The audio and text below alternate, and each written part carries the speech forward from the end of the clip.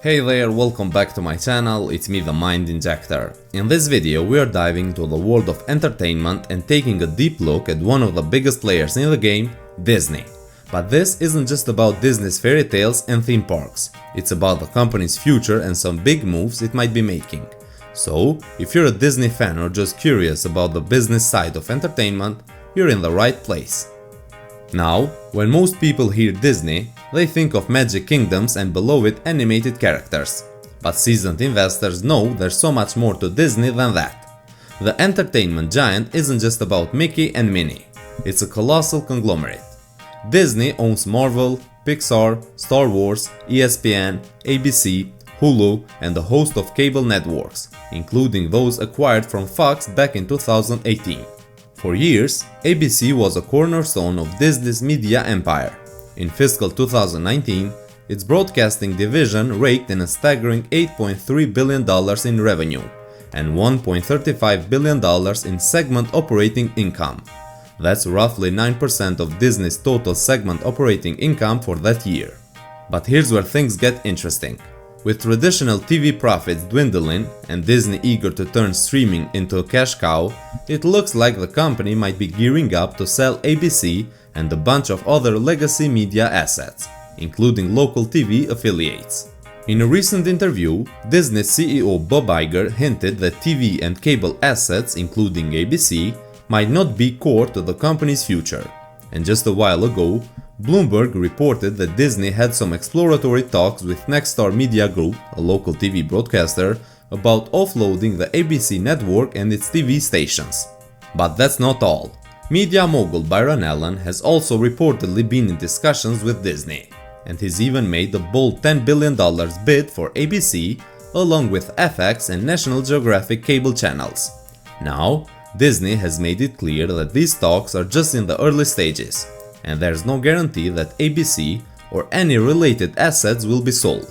But the fact that these discussions are happening speaks volumes about Disney's shifting priorities. Let's not sugarcoat it. Disney's facing a barrage of challenges in the ever-evolving media landscape. The traditional pay TV system is shrinking, and while Disney's streaming losses have been narrowing, they are still very much in the red.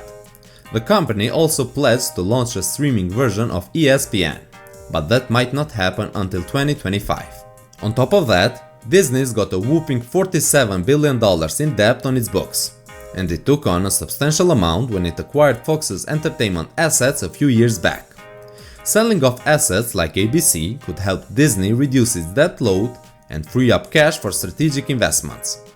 The company just announced plans to nearly double its capital expenditures in its park divisions over the next decade, committing a hefty $60 billion. With this kind of spending, ramping up streaming might not be a top priority as Disney strives to turn its direct-to-consumer business profitable. Plus, Disney aims to buy out Comcast's remaining third of Hulu, which won't come cheap, costing at least $9 billion. Reading between the lines of Bob Iger's comments, it's clear that Disney is eager to part ways with its linear TV assets, but only if the price is right. Iger's return to Disney was marked by a promise to put storytelling back at the center of the business, and ABC, with its sizable news organization, doesn't quite fit into this storytelling-focused strategy. When Iger talks about storytelling, he's referring to the intellectual property he spent years assembling, acquiring companies like Pixar, Marvel, Star Wars, and Fox's entertainment assets. Disney's recent focus on doubling its spending on theme parks reflects this storytelling approach, teasing immersive worlds based on beloved franchises like Frozen and Black Panther. So, selling off ABC and related assets could be seen as the final act of Iger's career, clearing the path for Disney to streamline and focus on streaming and storytelling, eliminating distractions that could compete with its direct-to-consumer goals. Before we get into the exciting details, let me introduce you to Moomoo Financial. If you open a brokerage account with Moomoo and deposit at least $1 using the link in the description, you'll get a chance to draw a free stock worth up to $2,000. But that's not all. If you make a net deposit of $100 or more, you'll receive not just one, but 5 free stocks worth up to $2,000 each. And if you're really serious about investing, you can deposit $1,000 or more and get a whopping 15 free stocks, bringing your potential earnings to a staggering $30,000. So sign up now using the link in the description and get those free stocks. Now let's get back to the video. Now let's talk about Disney's investment outlook.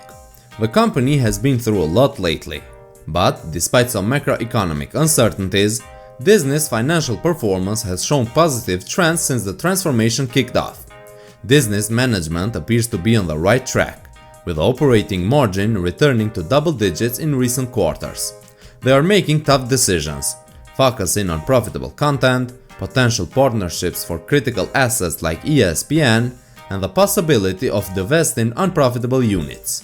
Disney's streaming business, while facing subscriber losses due to price hikes, is moving toward profitability. The management aims to achieve direct-to-consumer profitability by the end of fiscal 2024, focusing on quality content that attracts subscribers willing to pay a premium. Now, let's talk numbers. Disney's stock has faced a tough year, down about 9% year to date. Valuation metrics might seem high compared to sector medians, but they are significantly lower than historical averages, which is crucial when you consider Disney's massive brand. However, it's essential to consider the risks. Economic cycles can hit entertainment companies like Disney hard, especially with recent inflation and rising interest rates impacting consumer spending on discretionary items. Additionally, the extension of Bob Iger's contract might signal deeper struggles within the company. In conclusion, Disney's stock is a buy in my book. While the market might be skeptical about the pace of Disney's transformation, I see positive financial trends in recent quarters. The management's commitment to bold decisions and improving profitability is commendable. Disney's extensive portfolio of entertainment offerings and its strong brand are substantial assets in its favor. It's massively undervalued, and the potential for growth far outweighs the risks and uncertainties. As for the future, Disney could emerge stronger from its streaming transition and present itself as a growth-focused company built on storytelling. Keep an eye out for news on the ABC deal. It could be the first step in Disney's much-awaited turnaround as it reinvents itself under Bob Iger's leadership once again. Before we wrap up, let's touch on Disney's recent earnings update. While the company missed consensus estimates, revenue grew by 3.8% year-over-year, and the operating margin expanded from 11.4% to 12.2%. The management cost efficiency initiatives are starting to pay off, setting the stage for Disney's transformation to gain momentum.